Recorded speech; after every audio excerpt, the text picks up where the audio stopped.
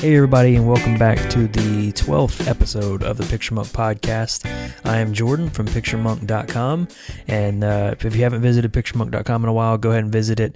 I've been putting a lot of stuff over on there this week, and in the few weeks to come, I'll be putting a whole lot more. I've actually got a calendar near my desk it's a dry erase calendar, and I put all the stuff that I need to put on for that following week on there. So looking at the calendar right now, I got a lot of stuff to put up.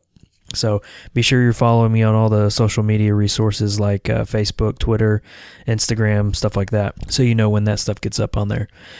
So for this podcast, I basically just wanted to touch on one topic, and one big topic that I've been wanting to do for a while, and that is real estate photography. I've actually noticed that my videos on YouTube that are HDR related or real estate related are the more popular videos. So that's what kind of got me going to the real estate photography section to talk about. So just a little bit of background.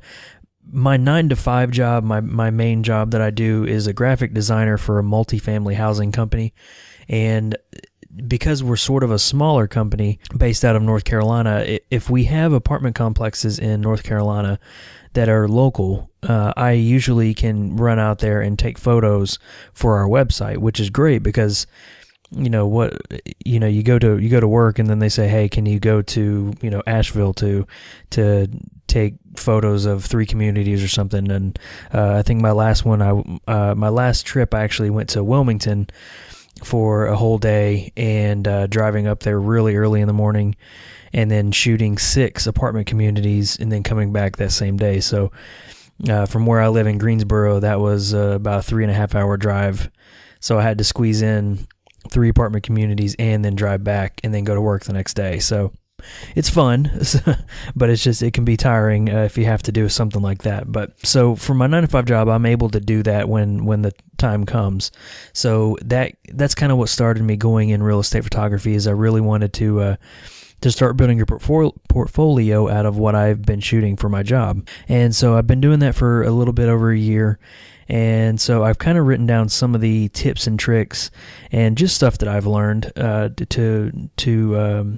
to help other people who want to start in real estate photography. So I'm just going to go through some of these tips and tricks, and if you're wanting to get in that field, or even if you're not, these tips are really helpful in a lot of areas of photography, not just real estate. And when I'm going through these tips, by no means am I saying that I'm one of the best real estate photographers out there, or even photographer in general. I'm just basically just saying what I've learned, and from all that I've read and watched on YouTube. These are really good tips to take with you. So let's go ahead and get into the first one. So if you're really wanting to start into it, starting into this kind of area of photography is fairly simple. I would even consider it as simple as portrait photography, and to really start building a portfolio for portrait photography, you really just need people.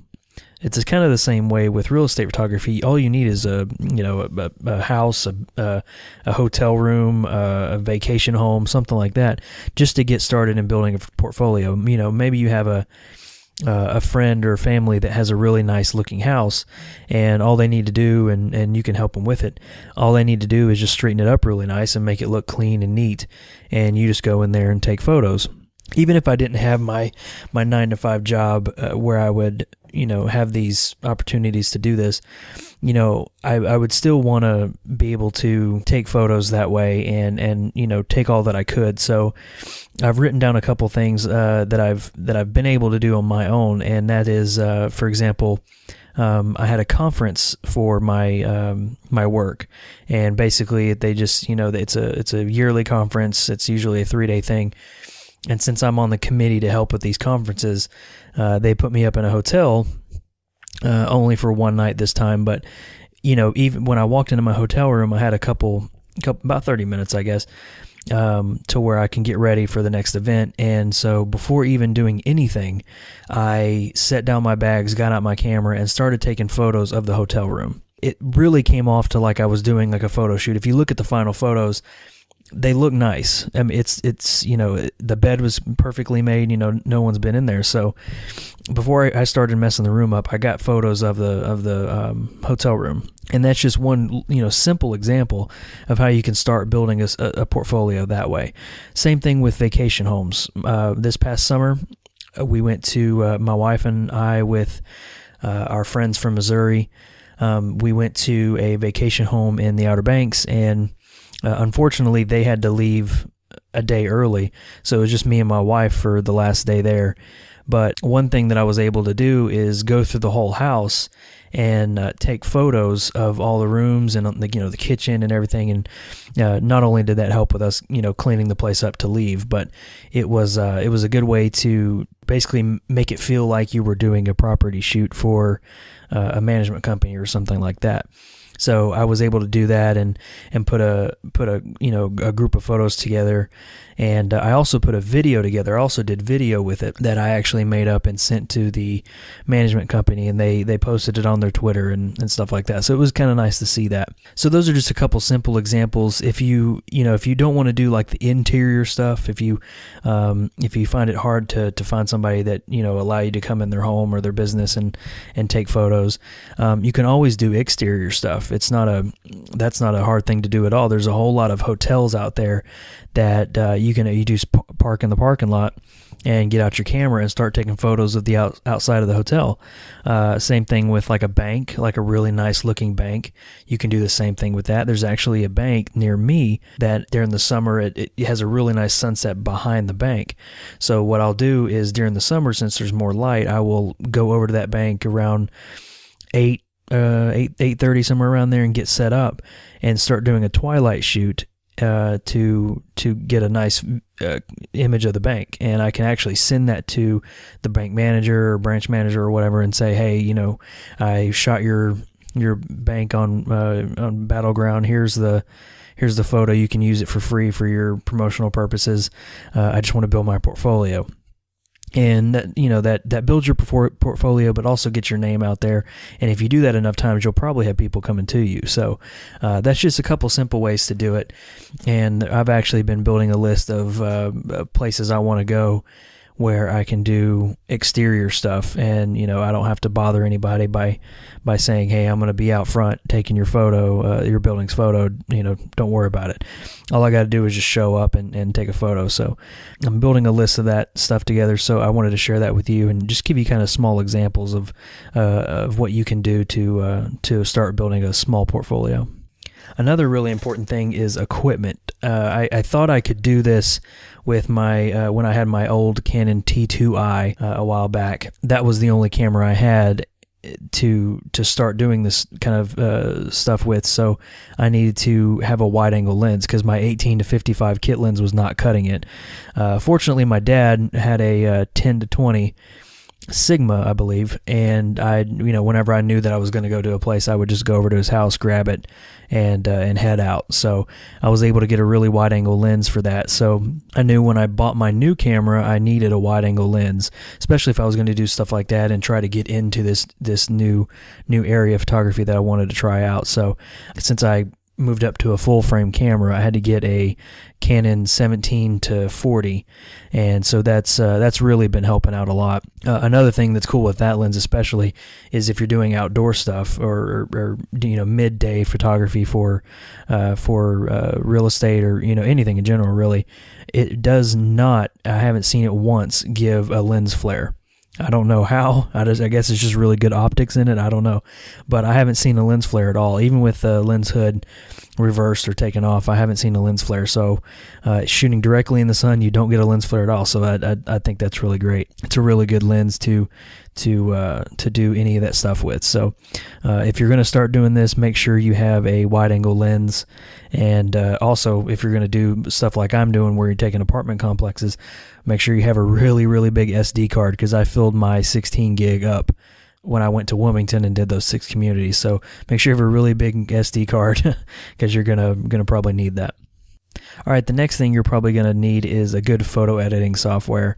And if you're getting into photography, most likely you have either Lightroom or Photoshop. Those will definitely work. For real estate stuff, I definitely prefer Photoshop more than Lightroom, just because if something's not completely right with the photo, maybe there's like for example, in the apartment complexes that I was shooting, they have a business center, and there was two computers there, and they had the company screensaver up on the computers. One of the computers, the screensaver would only stay up there for so long. I don't know why. I changed the settings to make it always stay on, and it just wouldn't. So what I had to do is one computer had the screensaver and one didn't. So in post, I had to go into Photoshop, cut the screensaver off the other one, and put it on top of the one that was blank. Can't do that in Lightroom. So I definitely prefer Photoshop, because there's going to be mistakes like that happen. There may be a couch cushion that was tilted the wrong way, and you got to fix that. Stuff like that. Stuff that you may not necessarily catch when you're taking the photo, and when you're in the moment trying to get the best photo and get it done quickly. So you're definitely going to want something like that. If you have Lightroom, you can probably get away with it. Just when you start taking the photos, be really, really detail oriented about setting up and staging the area.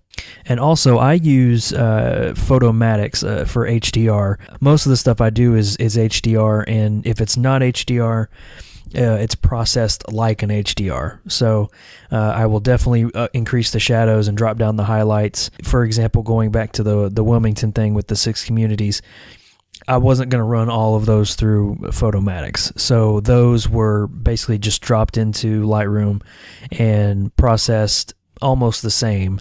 I still touched every individual photo, but the shadows were definitely increased and the highlights were definitely decreased, because light coming in from the windows, I wanted to get a little bit of outside. I wasn't really too worried about, seeing a perfect exposure for the outside compared to the inside. I wasn't really worried about that. I just wanted to make sure that I had good detail on the whole photo. So if I'm doing an outdoor building shot, most of the time that's always going to be an HDR. Depending on the day, if it's a cloudy day, then I'll definitely do that, but I won't intensify the cloud area. So good photo editing software will definitely work. And you want to make sure that you try to get as much dynamic range as possible and as much room as possible to show off and have a good exposure for everything in the photo. So after you have all of that, and you've gotten a couple shots under your belt, make sure you have a really, really good website set up to showcase your stuff. And if you're going to offer services for maybe you'll do a real estate shoot for $100, $100 a pop. Go in there, get all the MLS photos for the realtor, that kind of thing. Make sure you have a really good website set up to where obviously the realtors need to come look at your work and check it out. So I have one that's set up now. However, I'll probably be taking that one down and moving it to another website host and redoing it so I can show off my photos better. The other one worked okay, but it wasn't as comprehensive and detailed as I thought it would be. So I'll actually probably be combining that with my main portfolio. So I'll have my main portfolio plus with my real estate stuff, but heavily concentrate on the real estate stuff, because that's, I want to get into that sort of area. When you have your website done, you also want to try to see what, like I was saying before, what kind of services you wanted to offer and what kind of turnaround and terms of service and everything like that. I basically, for my terms of service and to see what competition was in the area, I basically just researched real estate photographers in Greensboro and checked out everybody's portfolio and oddly enough, there's one guy that I won't mention who seems to be doing it a lot in our area, but I really don't like to judge other photographers' work, but his stuff is HDR to the max. I mean, it's about as crunchy as you can get with HDR, and I don't know how. I don't know if it's just the realtors are just liking that effect because they think it's unique, but it just shows off way too much detail. You obviously want detail in the photo, but it shows way too much detail. For example, there's a there's a really nice hardwood kitchen, like with a butcher block on top as the countertop. And so he took the HDR, and you can see every individual cut in the wood and everything, and it just takes away from the photo because you're looking at all this texture, and it actually kind of makes it look dirty. But you're looking at all this texture, and you're just like, that's a neat looking effect, but the counter looks dirty, and the floor looks kind of dirty because it's, you're getting all the detail and stuff. And it's just not my style, I guess. But he seems to be doing great with it, so I don't know if I should just HDR mine to go crazy with it and see what happens. But you want to kind of get a feel for what's going on in your area and get what kind of services to offer. So from what I've seen is a lot of HDR, or a lot of real estate photographers out there are offering a lot of additional services, not only with photos. Like I said before, some of them are doing video, which you can do, in conjunction with the photos. Just go get your photos real quick, come back and redo the video and make it a nice video with like a camera slider and that kind of thing. Some of them offer additional services on top of the regular stuff, like twilight shoots. They'll charge extra for that. Let's see what else will they do. Some of them will do floor plans where they'll draw the floor plan for you with the house. So an easy way to do this is to kind of get one of those laser measures where you can stand in the doorway and just, point it at the wall, and it'll tell you how far it is. And then you write all those down. And there's actually a program online where you can make a floor plan, and you basically just pop the dimensions in there and it makes the floor plan for you. So, those are just additional things to think about offering, and just more ways to bring in more revenue for that. And you also want to make sure you provide what kind of turnaround you're going to have. Most of the ones that I've seen have a turnaround of 1 day, and I even for me, being able to go in and quickly edit photos, I don't know if I could do 1 day with having a full-time job. So that's probably one reason why I was not looked at as much, is because I think my turnaround was 2 to 3 days. So some people might think that's a little bit too long. So I've talked about kind of gear that you need, kind of editing software that you need. So let me just go through my workflow a little bit. When I'm in the house or the apartment complex or anything like that, I'm basically shooting in manual mode, and it's definitely always on a tripod. And even if I know I'm probably not going to do a bracketed HDR, I'm still going to do bracketing. I'm still going to do at least a 1 or 2 stop underexposed, a neutral exposure, and a 1 or 2 stop over. And the reason I do that is just so I have the ability to do HDR if I want to. If I look at the files when I get them on the computer and I realize that, hey, I can probably just, mess with the sliders a little bit on the highlights and stuff, I can probably just go ahead and knock it out. But I want to be able to have that backup, I guess, if you want to call it that, to make sure that I can really pull off a good photo. So after I get all those shots down, I will take them back to the computer, and I'll quickly give them a good look on the computer to see if I'm going to have to do an HDR sequence to them. So I'll import them into Lightroom and give them a good look over. Maybe mess around with them a little bit to see if I can start editing them, and maybe do a batch process of editing them. If I can't, then I'll go ahead and pop them into Photomatics, get them blended together, and then I'll probably bring them in the Lightroom and start blending the original HDR with one of the neutral exposures. And I don't do that to every one of them, but if I have to, then I'm definitely going to be sitting there for a while. So I try not to do that if I can get away with it. Again, that's what I want to keep the turnaround time low. So if I can do that, I will just try to get them all done in Lightroom. Funny story, actually, that the 6 communities that I shot in Wilmington, the day I got back to the office, the next morning, I had the regional manager email me and say, hey, I know you just got back, but is there a way we can get all those photos uploaded today?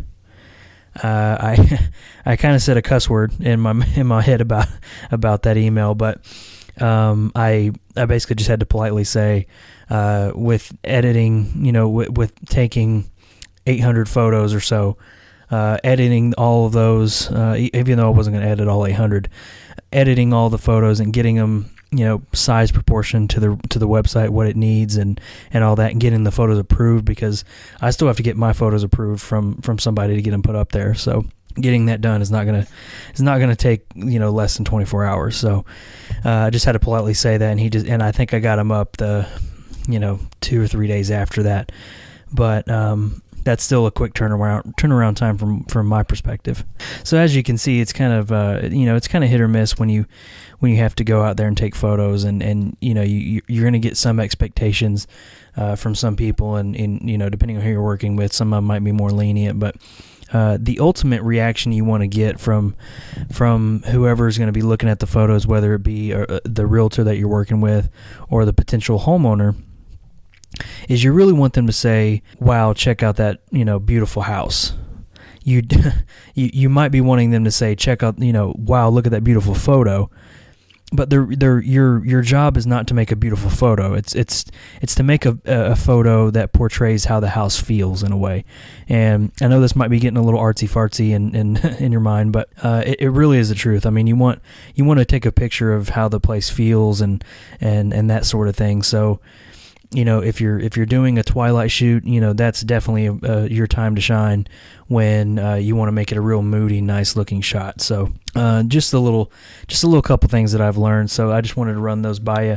I'm going to have a bunch of photos that I've taken to show you some of the examples to run through, and I'm actually going to be making a video of me editing a bedroom shot that I did at one of the apartment complexes. So I'm going to have that coming up in the next couple weeks. So that's about it. That's just a couple of quick little tips that I've done. I'm going to be uploading, like I said, the bedroom edit, and I'm also going to be uploading the video I did for the vacation home.